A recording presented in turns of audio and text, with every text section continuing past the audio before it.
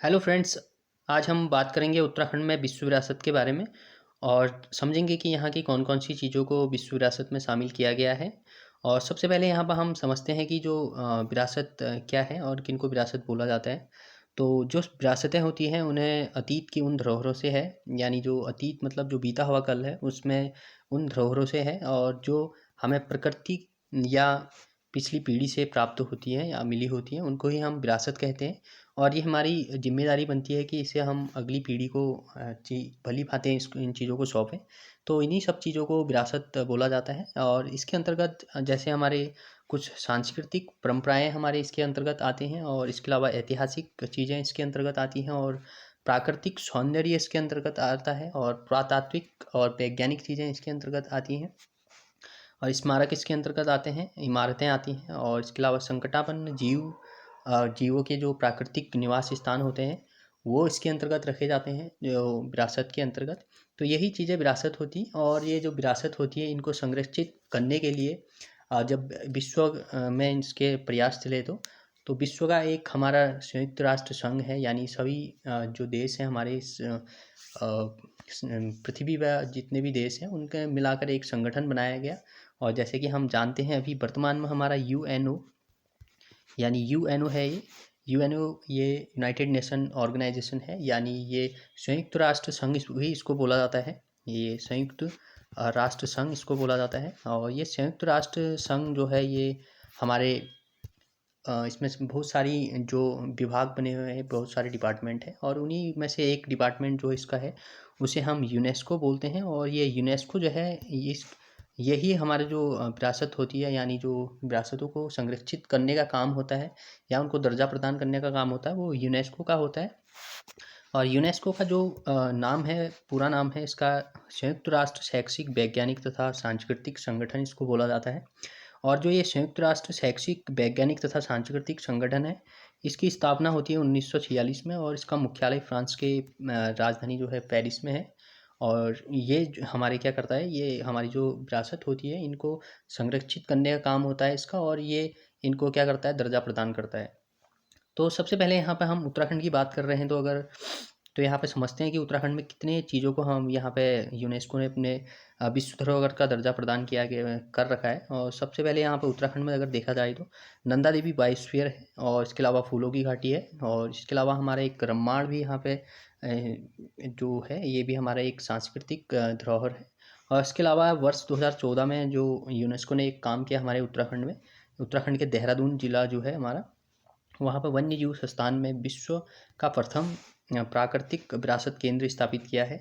और इसके अलावा वर्ष 2017 में कुंभ पर्व को मानवता की अमूर्त सांस्कृतिक धरोहर की श्रेणी में शामिल किया गया है यूनेस्को के द्वारा। और इसके अलावा जो एक और पॉइंट इसमें है, विश्व में यूनेस्को के 8 सांस्कृतिक विरासत केंद्र है। यानी जो यूनेस्को है उसने अभी तक के जो विश्व में 8 अपने सांस्कृतिक विरासत केंद्र खोले हैं। इसमें ये सांस्कृतिक जो है 8 विरासत केंद्र हैं। और जो हमारे देहरादून में यहाँ खोला गया है उत्तराखंड के, वो वन्य जीव संस्थान में खोला गया है, और ये हमारे एक प्राकृतिक विरासत केंद्र है। जबकि सांस्कृतिक विरासत केंद्र यूनेस्को के अभी तक के 8 हो चुके हैं पूरे विश्व में। और ये जो प्राकृतिक विरासत केंद्र है ये देहरादून में स्थित है। ये विश्व का प्रथम प्राकृतिक विरासत केंद्र भी यूनेस्को ने खोला है, और जो हमारे उत्तराखंड के देहरादून में स्थित है। और ये 3-4 चीज़ें जो थी हमारी ये विश्व विरासत में शामिल हैं उत्तराखंड की ओर से।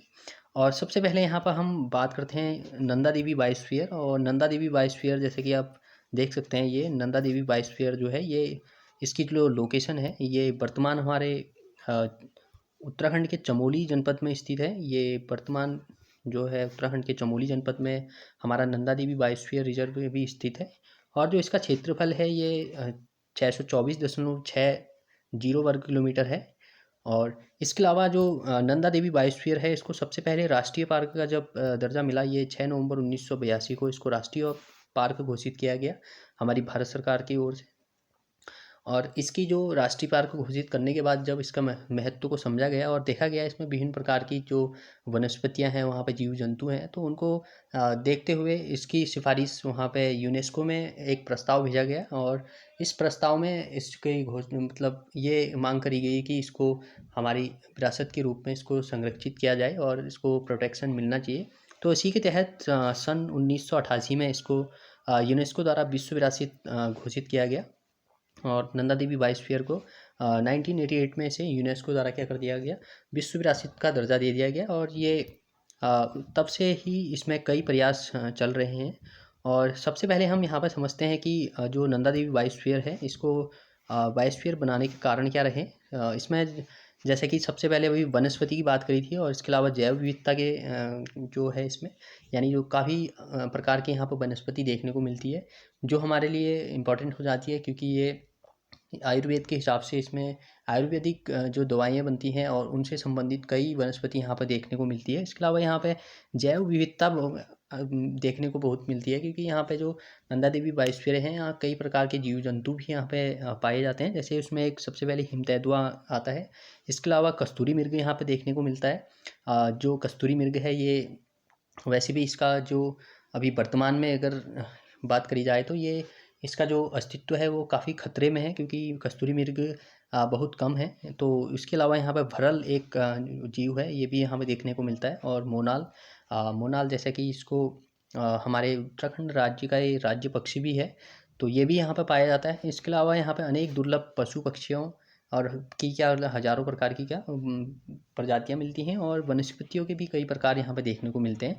तो इन्हीं कारणों को देखते हुए नंदा देवी बायोस्फीयर रिजर्व को ये विश्व विरासत के रूप में घोषित किया गया 1988 में। और ये हमारा उत्तराखंड का है और ये अभी वर्तमान हमारे चमोली जनपद में स्थित है। तो इसके अलावा दूसरे नंबर पर आता है फूलों की घाटी। और फूलों की घाटी ये काफ़ी विश्व प्रसिद्ध है और ये वर्तमान चमोली जनपद के हेमकुंड साहिब के निकट स्थित है। और ये इतना खूबसूरत जगह है कि और इसकी जो शुरुआत होती है, जो इसको खोज की बात होती है, उसमें 1931 यानी 1931 में एक अंग्रेज़ पर्वतारोही फ्रैंक एस स्माइथ थे। ये इंग्लैंड के थे। ये बेसिकली कामेट पर्वत की चढ़ाई करने यहाँ पर आए थे और वहाँ पर जब कामेट पर्वत की चढ़ाई करने आए थे तो ये रास्ता भटक जाते हैं। तो उसी दौरान ये भटकते भटकते ये नंदा देवी जो फूलों की घाटी है उसमें पहुँच जाते हैं। और जब यहाँ पहुँचते हैं तो इन्होंने यहाँ पर अनेक प्रकार के फूलों को देखा और यहाँ के जो फूल हैं और कई प्रकार के इन्होंने बीज एकत्रित किए और उसके बाद ये इंग्लैंड चले गए। और आफ्टर 6 ईयर यानी ये 6 वर्ष बाद ये जब वहाँ से इनकी एक दोस्त थी, वनस्पति शास्त्री थी वो R.L. हार्ट्सवर्थ, ये वापस आकर यहाँ फूलों की घाटी में फूलों का अध्ययन करते हैं। और उसके बाद से जब इन्होंने फूलों का अध्ययन किया तो एक पुस्तक लिखी इन्होंने 1938 में, उसका नाम है वैली ऑफ फ्लावर्स। और वैली ऑफ फ्लावर्स पुस्तक लिखी, ये इतनी प्रसिद्ध हो गई और जब इसको वहाँ पे इंग्लैंड में पढ़ा गया 1939 में, एक वहाँ पे एडनबर्ग बॉटनिकल गार्डन करके एक संस्था है इंग्लैंड में, तो उनके द्वारा जब इस पुस्तक को पढ़ा गया तो उनको इसमें काफ़ी इंटरेस्ट आया और उनको लगा कि इस चीज़ का और अध्ययन करना चाहिए। तब ये जो एडनबर्ग बॉटनिकल गार्डन के जो लोग थे उन्होंने एक मार्गरेट लेगी वहाँ पे एक वनस्पति शास्त्री थी, तो उनको भेजा वहाँ से इंग्लैंड से कि आप जाइए वहाँ पे, आप रिसर्च करिए और वहाँ पे अध्ययन करिए। तो ये आती हैं यहाँ पे और जब ये यहाँ पहुँचती हैं तो 1 महीने इन्होंने यहाँ पे फूलों की घाटी में अध्ययन किया। और उसके बाद से जब 1 महीने बाद क्या होता है कि इनका जब ये पहाड़ पे वहाँ पे जा रही होती तो इनका पैर फिसल जाता है और इनकी वहीं पे मृत्यु हो जाती है ये फूलों की घाटी में ही। तो इसके बाद से जब इस पार्क का महत्व देखते हुए उस टाइम पे, क्योंकि उस टाइम पे तो हमारा भारत अंग्रेज़ों के अधीन था, तो इस वजह से हमारे जो भारतवासी थे इसके लिए कुछ खास काम कर नहीं पाए। लेकिन आफ्टर जब हम स्वतंत्रता मिली हमें और 1982 में यानी 1982, स्वतंत्रता हमें 1947 में मिली, लेकिन जो हमारा देश का आर्थिक विकास था वो इतना अच्छा नहीं था उस टाइम पे, तो इस वजह से इस क्षेत्र में कुछ कार्य नहीं कर पाए। तो जब 1982 में फिर भारत सरकार के द्वारा इसका महत्व को देखते हुए इसे राष्ट्रीय पार्क घोषित कर दिया गया 1982 में। और 1982 में इसको जब राष्ट्रीय पार्क घोषित किया गया और तो यहाँ पे देखा गया कि इतने सारे फूल हैं और यहाँ पे फूलों की कई प्रजातियाँ यहाँ पे देखने को मिलती हैं। और इसके अलावा यहाँ पे कई जो हमारे जड़ी बूटियों से संबंधित भी वनस्पति यहाँ पे देखी जाती है। तो इन्हीं सब चीज़ों को देखते हुए भी फिर क्या किया, भारत सरकार ने यूनेस्को के लिए ही प्रस्ताव भेजा और कहा गया कि उसमें कि इसको संरक्षित करना चाहिए। तो इसको फिर जब वहाँ पर बात हुई तो उसके बाद से सन 2005 में ये फूलों की घाटी को यूनेस्को ने इसे विश्व विरासत की श्रेणी में शामिल कर दिया।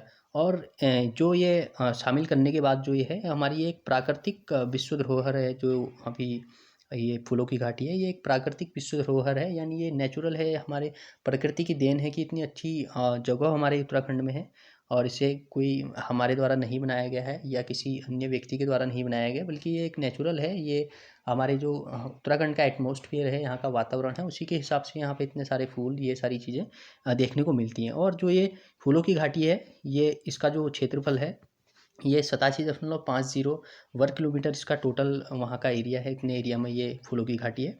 तो ये हमारे फूलों की घाटी से संबंधित कुछ तथ्य थे जिनको मैंने आपके सामने रखा।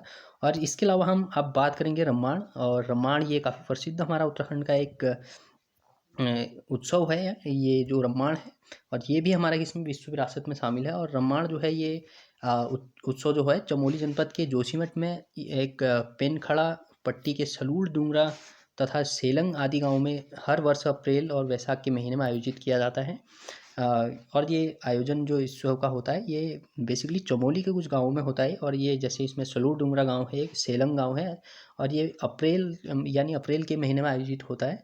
तो इसमें जो प्रस्तुतिकरण होता है इस उत्सव में, तो उसमें राम से जुड़े प्रसंगों का लोक शैली और लोक नाटक, स्वांग और देव यात्रा और परंपरागत पूजा अनुष्ठान, भूमियाल देवता की वार्षिक पूजा, इन इन चीज़ों का वहाँ पे इसमें क्या किया जाता है, प्रस्तुतिकरण किया जाता है।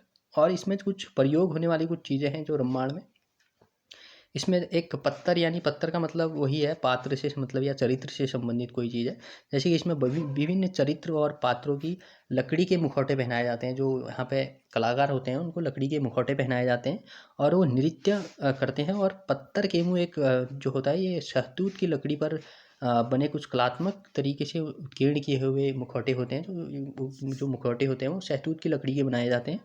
और इसके अलावा यहाँ पे जो ये रामायण है, इसमें रामायण यानी ये राम और लक्ष्मण, सीता तथा हनुमान के पात्रों द्वारा लोक नृत्य शैली में राम कथा के चुनिंदा प्रसंगों का प्रस्तुतिकरण ढोल की तालों के साथ किया जाता है। यानी जो ये राम, लक्ष्मण, सीता और हनुमान के पात्रों का जो लोक नृत्य शैली के कलाकार होते हैं, ये ढोल के तालों के साथ वहाँ पे क्या करते हैं, प्रस्तुतिकरण करते हैं।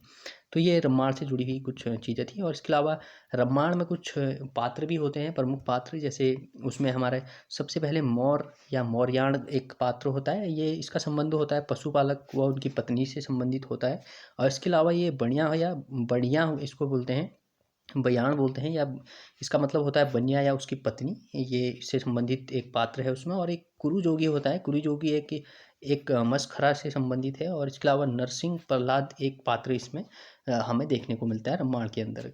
अब रामायण को जो हमारी संरक्षित करने की शुरुआत होती है वो कैसे होती है और कहाँ से होती है, ये कुछ तथ्य हैं इसमें। जैसे कि रामायण को संरक्षित करने की शुरुआत कहाँ से होती है, ये वर्ष 2008 में Indira Gandhi national centre for arts, एक दिल्ली में हमारा एक संस्थान है ये, Indira Gandhi national centre for arts ने उस टाइम पे दिल्ली में 2008 में एक रामायण पर क्या किया था, अंकन किया था, या मंचन और वाचन विषय पर एक सम्मेलन आयोजित किया था दिल्ली में। तो उसी में रामायण को भी शामिल होने का अवसर मिला। तो जब रामायण उसमें शामिल होता है और देखा गया, जब रामायण की कथा वस्तु देखी गई और उसका प्रस्तुतिकरण देखा गया, तो वहाँ पे उस टाइम पर रामायण की क्या हुई, 2008 में काफ़ी प्रशंसा रामायण को मिली। तो इसी प्रशंसा को देखते हुए वहाँ पे फिर हमारी गवर्नमेंट ने कहा कि इसे भी संरक्षित करना चाहिए। तो उसके बाद से ये भारत सरकार ने यहाँ पे अपना एक दल भेजा यहाँ उत्तराखंड में, और चमोली जनपद में गए। जब इसका प्रस्तुतिकरण किया गया तो गहन अध्ययन के बाद ये रिजल्ट सामने आया कि हाँ, इसको संरक्षित करना चाहिए। ये हमारी एक सांस्कृतिक धरोहर है जो आने वाले समय में हो सकता है ये विलुप्त हो जाए। तो इसी वजह से फिर यूनेस्को को एक प्रस्ताव भेजा गया, और जब प्रस्ताव भेजा तो यूनेस्को ने इसको 2 अक्टूबर 2009 को यूनेस्को ने अबू धाबी में एक उनकी जो उस टाइम पे वो चल रही थी, अबू धाबी में उनका क्या चल रहा था, एक जो यूनेस्को था उसका वहाँ पे उस टाइम पे आयोजन हो रहा था एक उसका। तो इसी उत्सव को विश्व विरासत सूची में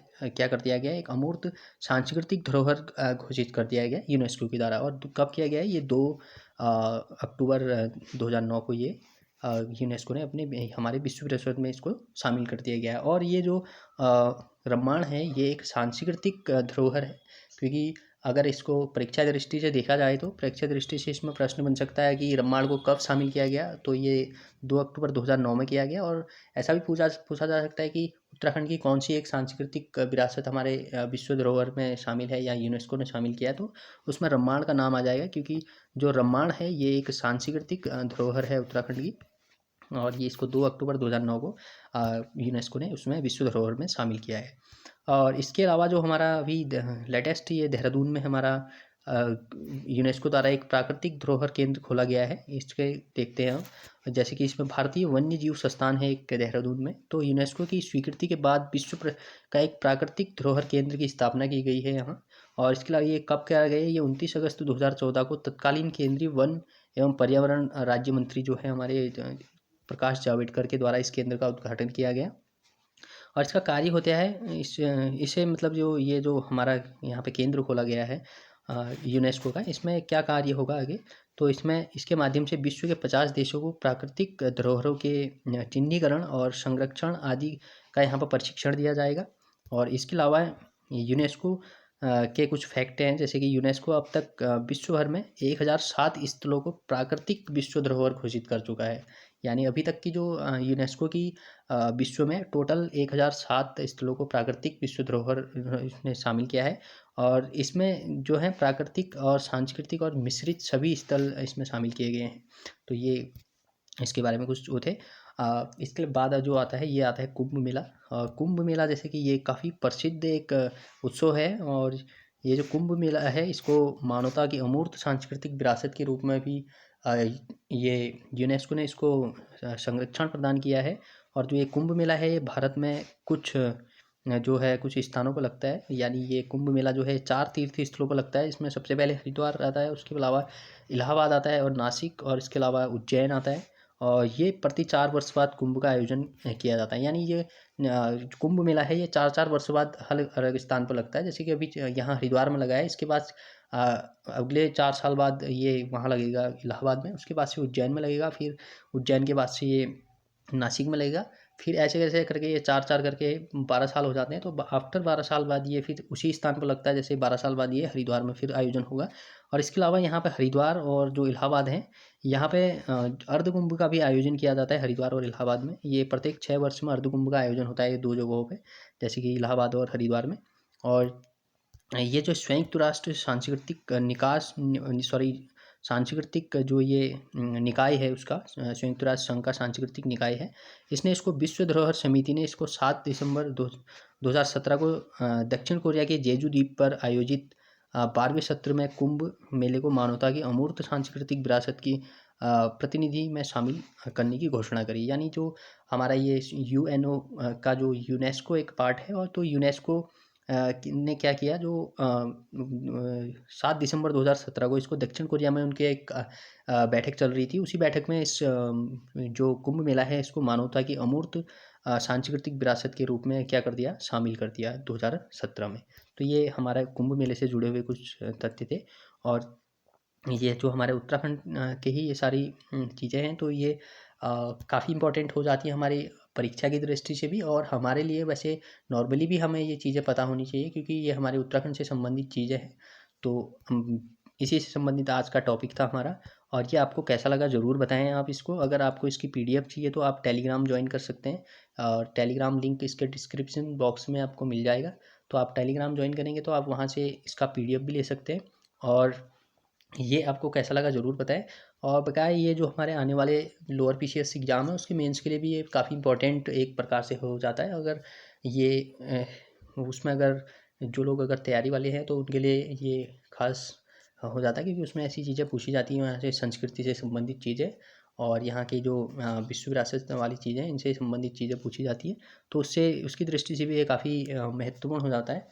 और बकाया अगर आपको अगर वीडियो अच्छी लगती है तो आप इसको लाइक सब्सक्राइब एंड शेयर कर सकते हैं। एंड जल्दी ही इसका जो हमारे अभी हिमालयी राज्य हैं उन पर भी एक वीडियो आएगा, जो हमारे हिमालयी राज्यों के कुछ क्षेत्रों को यूनेस्को ने विश्व विरासत के रूप में शामिल किया गया है, उसके बारे में भी एक नया वीडियो आएगा, और आप उसको भी देख सकते हैं। So thank you so much for watching this video, and जल्दी ही हम नेक्स्ट पार्ट में इसके मिलेंगे और एक नई वीडियो के साथ। So thank you.